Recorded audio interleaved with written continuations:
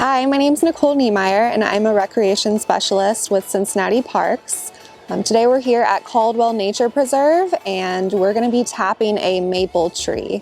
So how can we tell if it's a maple tree? We can look at the bark, and a lot of maple trees have this distinct bark, but we can also look at the branches, and the branches are what we call opposite, so they're right across from each other.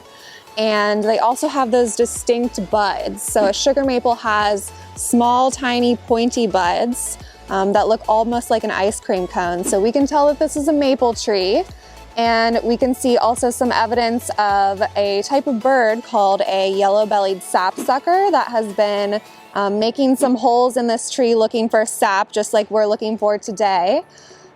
So we're going to drill a hole just like that yellow-bellied sapsucker, a small hole to get into the xylem of this maple tree where that sap is flowing.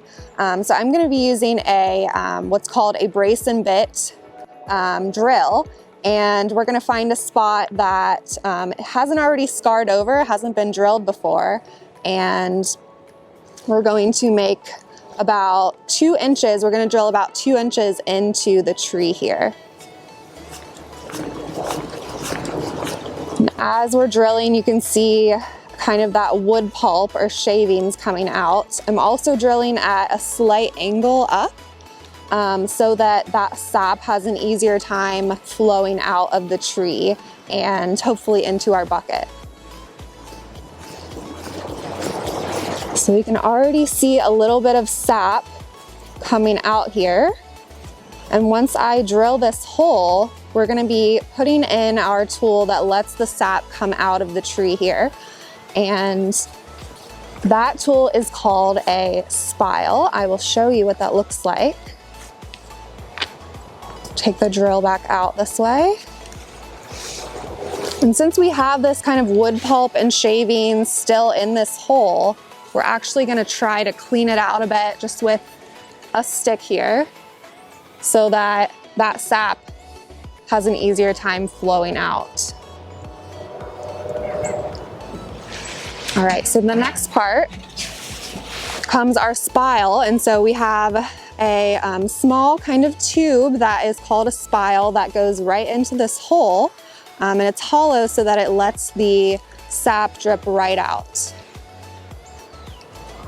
And in order to make sure that this spile stays in and it doesn't fall out, we actually tap it. This is where the tapping term comes from, and we are going to tap it in with just a wooden mallet. So I'm just going to give it some gentle taps so that it stays in there. And now it's ready for us to hang our bucket in. It's already dripping some sap. So we have our bucket here that we will just hang right over this hook here, and then the sap drips into the bucket. Now once we have our bucket on the tree, we're going to put a lid over it, and that is so that no animals are going to get into the sap. They like sweet things too, and so that no rain or snow gets into the sap and makes it even more watery. And now after a while, the sap will drip into the bucket, and we will collect that sap and we'll filter it through a cloth to get out any debris or any bugs or anything like that. And once it's filtered, it will go to be boiled to eventually turn into maple syrup.